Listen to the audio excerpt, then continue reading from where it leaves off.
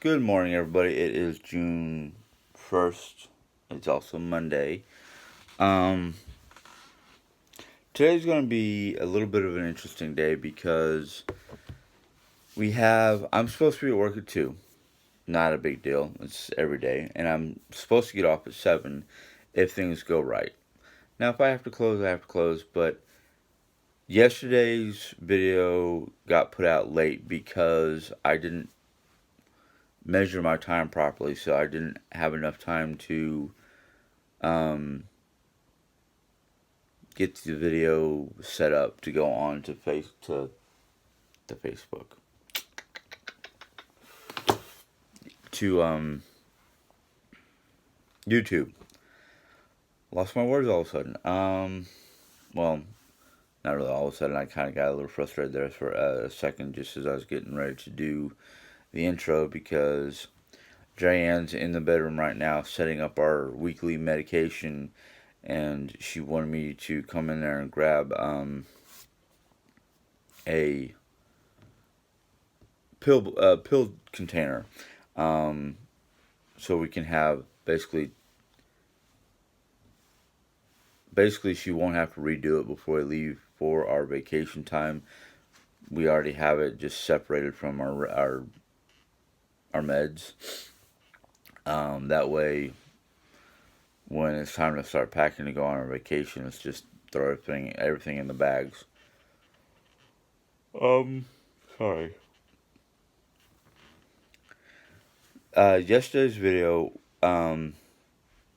had a segment in there where I used our president as an example for the blame game. Um, and one particular person made the comment of politics and Trump bashing was not a good thing for a video. I'm going to address that real quick. I wasn't really Trump bashing. I wasn't bashing Donald Trump or the president, however you want to put him. Um, I was using him as an example of the blame game. Um, to be honest with you, and I'm going to be brutally honest with you, and some people might take it the wrong way. Um, what was in yesterday's video, if you consider that Trump bashing, if you consider that me Trump bashing, you have no clue on how bad I can get when it comes to bashing Trump. Um, and I'm not going to go there because it's useless waste of air, basically. Um, but yeah, if you think what I said last night was bad, yeah. Anywho, I also had another viewer. She said she was new, and hopefully I'm gonna say her name correctly. And if I don't, I'm sorry. It By the looks of it, it's Sheila Hall. Now I'm sorry. Sometimes the print on my phone is a little small, so hopefully said your name properly. You wanted to know which daily devotional book I use. Um, Hopefully, whoops. Let me move my tea out of the way. Hopefully, you can read that. Our Daily Bread devotional collection, and it's literally a collection by various authors on just each day is a different. Sometimes it's a different author from the previous one, and they have various devotionals for each day. And I didn't really get a look at this one that well. I just, unfortunately, because of the way my brain is today, I accidentally skipped this. But today's little tidbit is called Light in the Darkness. And just a quick viewing of this, it's John 12, 42, 50. Um,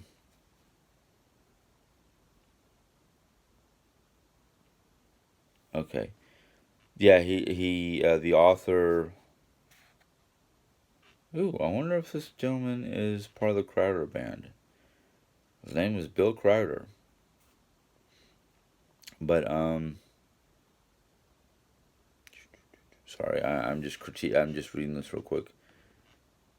Talks about how Jesus is light in the darkness, no matter what the circumstances are. And I can only imagine everybody has their own level of darkness, I guess you'd say. Speaking about darkness, either one of my, no, my lights are good, but for some reason on camera everything looks dark. Hopefully it's not coming out dark. Um, there is always a, even if it's a minuscule, tiny little speck of light in our darkness. Um, Sorry. Between allergies and just getting emotional. Um, uh, I have gone through, and I always talk about myself because, in fact, I can't talk about you guys. I can't really imagine what your level of existence is, whether it's how you're feeling the day of the video or what you've gone through in your past. I never try to compare myself to other people, not because factor I'm it might sound self-centered, but because factor we as individual people don't know what another individual people we as individuals don't know what another individual is feeling unless you've lived with them for extended periods of time, or you just happen to be gifted to be able to feel out other people's emotional states. But either I didn't stir this or I didn't put in enough honey. Oh well, it's still edible, drinkable, whatever. But squirrel, yeah, I did. Yeah, that was a squirrel moment. Um, I've gone through varying levels of despair. And despair is a form of darkness. It's a negative emotion. Basically, for an individual person, their level of darkness is their level of depression, anxiety, the various emotions or the various concepts of the mind could be a form of darkness. There has been stories that I've read. Some of them have been news stories in the news. Some of them have been just stories printed on page. But there have been, that I can remember, 3 different occasions where I can understand I can understand the level of despair. And these stories were stories about miners being trapped in mines. There was one from Peru, there was one from Tennessee, and there was one from Chile, that I can remember. And the interviews from the miners after they've been rescued was at varying degrees of how they coped. Especially the one I remember reading in Chile where they were stuck in the mine for days, maybe even weeks. I don't remember. But I know they were down there for quite some time and they were afraid, the people trying to dig them out were afraid that they wouldn't find anybody alive, or they would be so thin from lack of food, lack of oxygen, lack of clean air, basically. And I do remember hearing that one of the particular miners, I guess the one miner that kept everybody going, basically kept them from falling into total and utter, you know, not going to survive attitude. But he talked about what kept him going was the not only the factor that he had a wife and kid, but his faith in God was very strong. So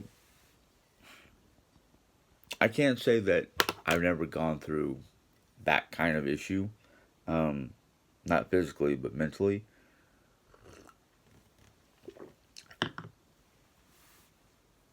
the aspect of finding hope, finding the light in a issue.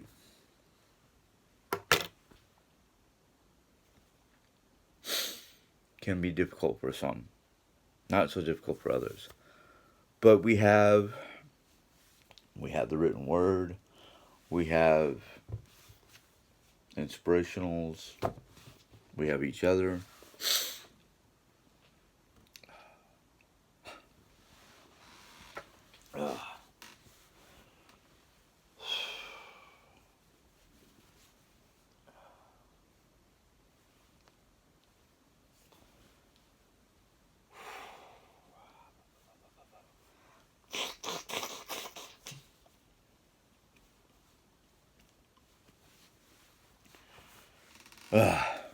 But anyhow, um,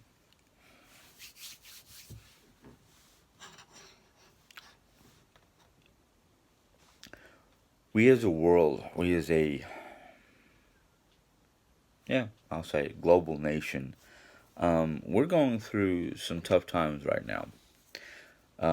First off, we had the whole, we still have, of course, we're dealing with the whole COVID situation. A lot of countries and a lot of places are recouping and getting back on their feet. Um, Now, I don't want to be a doomsayer. I don't like being a doomsayer, but we're seeing in here in Phelps County, Missouri, we're seeing a increase in fact, somebody was telling me not too long ago that there has been doubled the cases of COVID here in Rolla. Now, I I kind of understand why. One is the factor that I think our mayor, our district superintendent, whatever you want to call him, maybe even the whole state governor. Um, I think we opened up too soon. I can understand that we were starting to suffer economically and wanted to basically recoup from the economic suffering. But the thing is, unless you're going to put certain have tos on people before you open back up, and I know businesses have done the social distancing, the whole 9 yards, but not everybody's following. I've had last night alone, I had 4 or 5 people in the store, and none of them were doing social distancing. They were literally up each other's rumpus, and I was getting mad. I wanted to literally say, "Hey, look, there's reasons for the stickers on the floor for 6 foot distance. Find yourself a sticker and stand on it." Um, but I can't do that. That I don't have the well, I shouldn't say I don't have the authority, but it's kind of like one of those things where it's like it's people like you that, one, you're not wearing a mask. Two, you're not following social distancing. Three, you think it's all a joke. And that's one of the reasons why COVID cases like pandemics like this spread, because nobody wants to listen. Everybody's like, oh, we're just going to do our own thing and not care. Well, that's fine. You can do that in your own home. But I've got a mom whose health is not great. I've got a wife whose health is not great. I can't afford to get sick because of this and come home. If I were to find out today that I had COVID, I wouldn't be in this house. I'd find myself a tent or an RV or something I can live in outside of my house because I don't want them to get sick.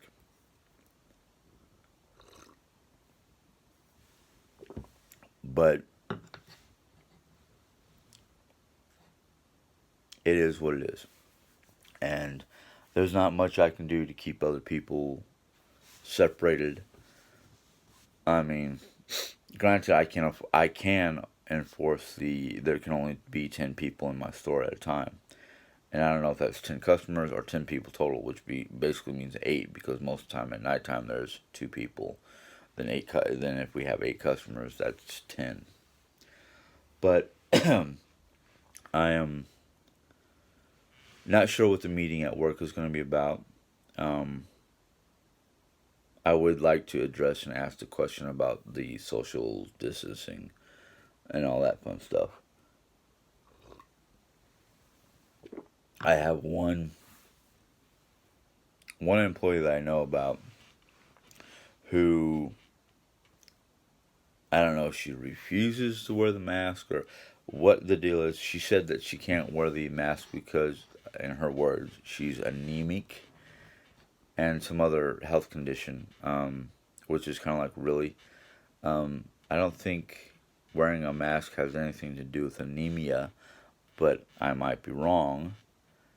But if I wanted to go about the whole, oh, I can't wear a mask because I've got bronchitis and allergies, first off, this time of year where it's finally getting warm enough for everything to start pollinating, I would want to wear a mask just to keep the pollen out of my system, out of my nose and throat.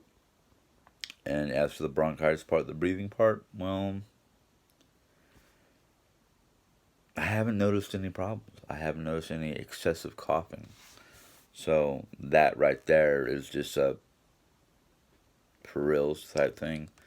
Um, I'm not gonna argue the point. If she doesn't want to wear a mask, that's fine, Danny. That's She says she's got a child and she says she's pregnant, and I'm kind of like,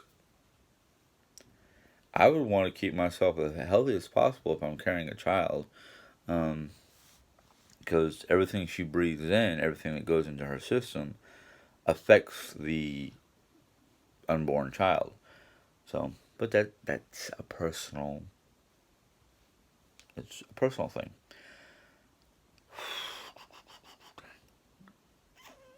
But yeah, hopefully I'm saying your name right when I said Sheila. Um, I'm just gonna call you. I'm just gonna use your last name. I'm gonna do a military thing and just use last names. Um, my current devotional, and I have multiple devotional Bibles that I've either used. Bibles, no, books. My Bible is a devotional Bible. It has its own information, but it's called Our Daily Bread Devotional Collection. It is.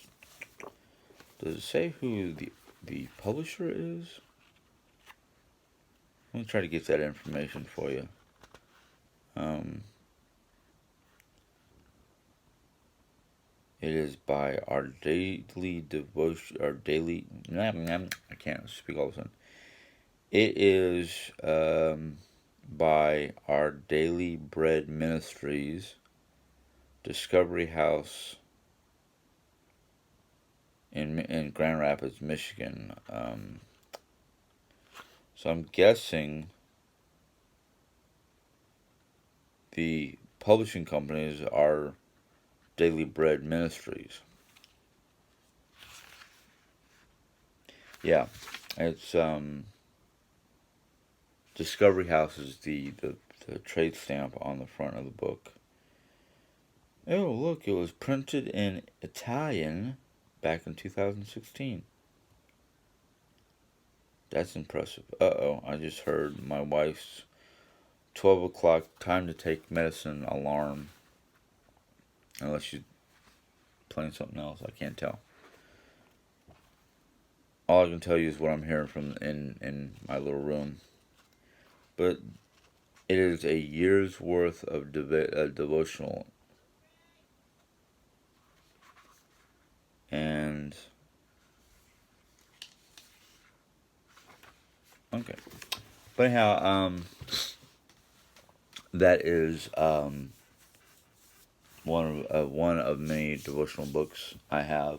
I have on my desk. It's a perpetual calendar. And I think this is the second year I use it. I don't remember. I have two perpetual calendars I try to switch off so I'm not looking at the same thing. But this particular perpetual calendar has daily little tidbits. Today's little tidbit. I haven't read these to you guys yet, but I figure right now since I'm doing this I will. Today's little tidbit is interesting. Our hope is in the Lord. He is our help, our shield to protect us. We rejoice in him because we trust his holy name. Psalms 33, 2021. And it even tells you which Bible they took this out of. The NCV. I don't know what that is.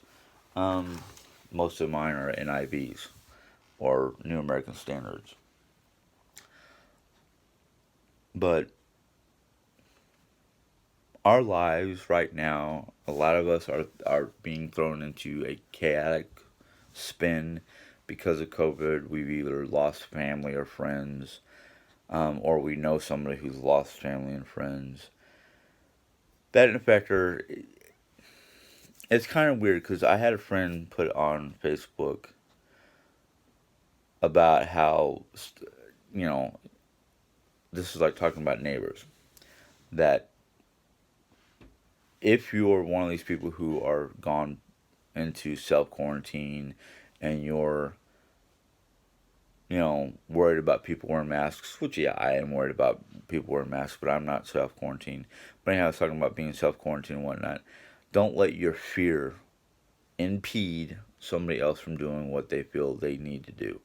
Now, I'm not saying don't come out of your house. I'm saying if you come out of your house, at least follow some of the CDC guidelines and wear a mask and whatnot. My company, they're kind of getting a little lax on the whole mask situation, but for the most part, most of us wear a mask when dealing with the general public. Um, a lot of companies who put up these, I'm gonna call them blast shields, for lack of better terminology, but these plexiglass sheets in front of the registers and in between the customer and the register, and they're not wearing masks. But for like my Aldi store, they wear masks when they're out on the floor, but when they're sitting behind this blast shield, they're not. They don't have to. Um, Walmart, they basically want all their employees to wear the face masks. I can understand because Walmart is such a big store. Now, my store has a plexiglass piece of whatever you want to call it that is only so big, and it barely protects the register because I can go, hi, hi, hi.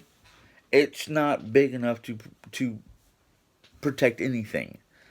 It's like, what is this? It's a flimsy piece of plastic that, one, is not mounted in place. It's just got it's so big with a lip underneath it that's supposed to tuck underneath the register. But the problem is, opening and closing the register drawer causes this piece of plexiglass to shift.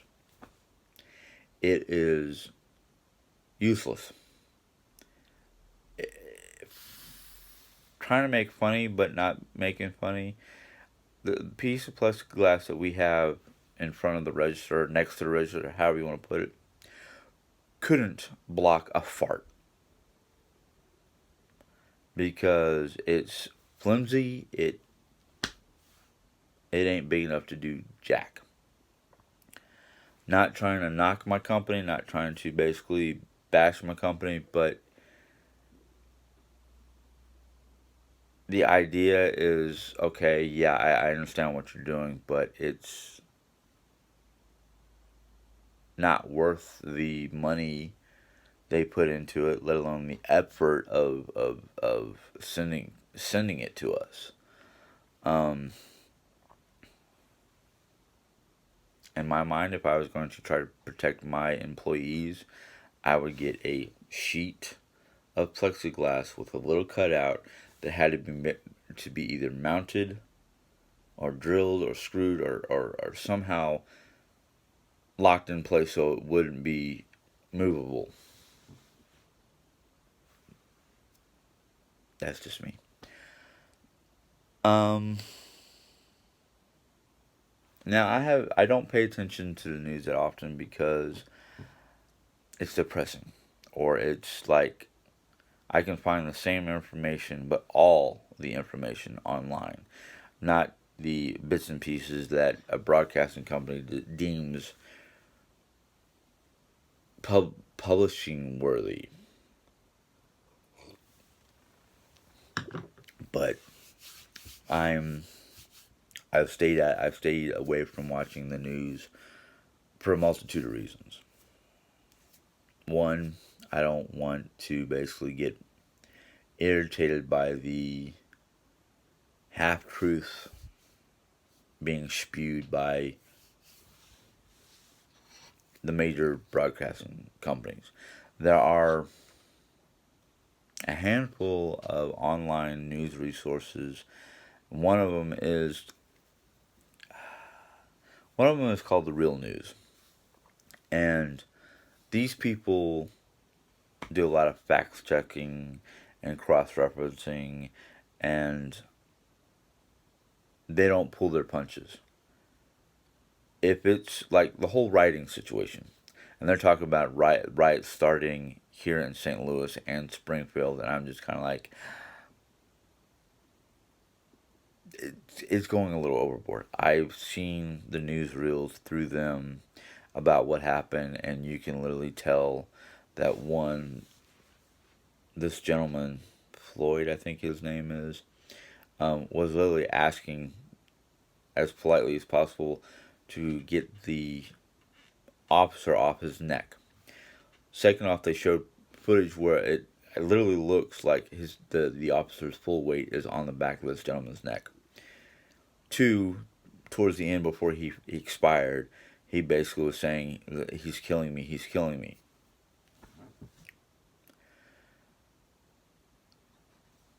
Now they say that they've fired and arrested the officer. Basically, this officer has been taken off the police force and incarcerated.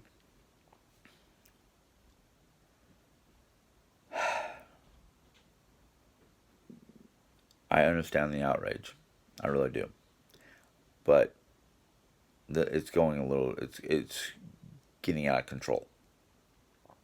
I can understand the protests and whatnot, but the looting and the rioting, that's just too much.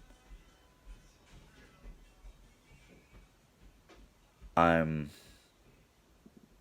kind of appalled because, from what I understand from all the information I've gathered, this whole incident happened because a cashier at a store thought he was going to write a bad check. He didn't do anything illegal. He didn't do anything bad. It was because one person thought he was going to do something that would not be good. A bad check. A bad check. And how many times I've actually let a check go through that I didn't know if it was gonna be good or not that became a bad check? At least twice that I know of. Did I go bonkers? Did I go berserk? Did I call the cops? No. No. Because I didn't know it was going to be a bad check until after the fact. So how is this cashier going to tell anybody that this guy is going to write a bad check? What, because of the way he looked? That's just, what? But what's happening because of the whole incident is going overboard.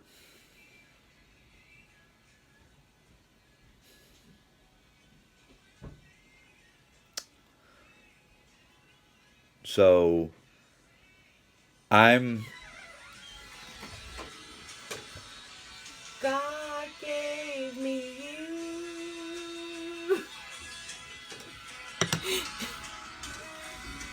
you. Sorry.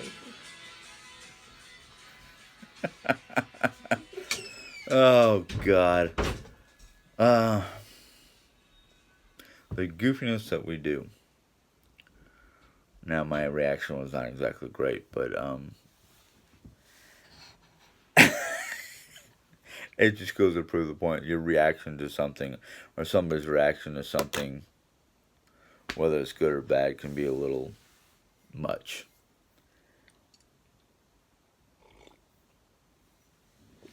I know people are going to be like, you could have edited it out. You could have edited it out. I'm sorry. I'm one of these people who don't edit anything. Because to me, editing is like fake news. You're cutting something out that could be important to the story. And that's why I don't edit. I might try to correct the situation, but I don't like cut it out or paste or whatever. Um, I know there's a couple of people like, well, that just doesn't look good on your video. No, editing doesn't look good on a video. It makes you look fake. But that's me. But part of the point of her, Jerry Ann doing what she just did is to say, hey, you're going a little long again. That in fact, we've got to get. It's after 12. I've got to be at work at 2, which means I got to start getting ready by 1:30. Anywho, I'm going to go ahead and end today's little blog. Um,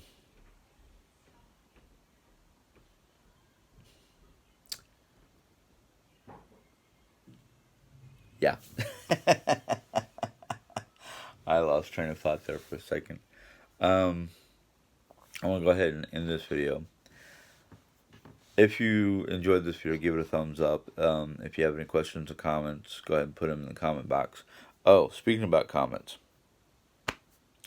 I just had a comment flash across my screen a few minutes back, asking if I have a picture of me and my dad. I might not have it on my phone at this point in time. I can get Jerry to zap it to me, and I might be able to put it on here. But I have it on a couple of different occasions on the end of the video slapped a picture of my dad from his graduating class of helicopter mechanics way back in the late 60s, mid to late 60s. I can't remember, but it was a black and white photo. But if I do have a picture of me and my dad, it would probably be from my preteen years before he passed away. But I might put that in there. So that comment was like, oh wow, maybe I do. But anyhow, if you're new to my channel and you enjoyed this video, or you know somebody who might enjoy this video, go ahead and tap that bell. You'll not only become a subscriber, you'll also get notifications when I put in my new videos. So until next time, be safe, be diligent, be kind. Have a good day. God bless. Bye.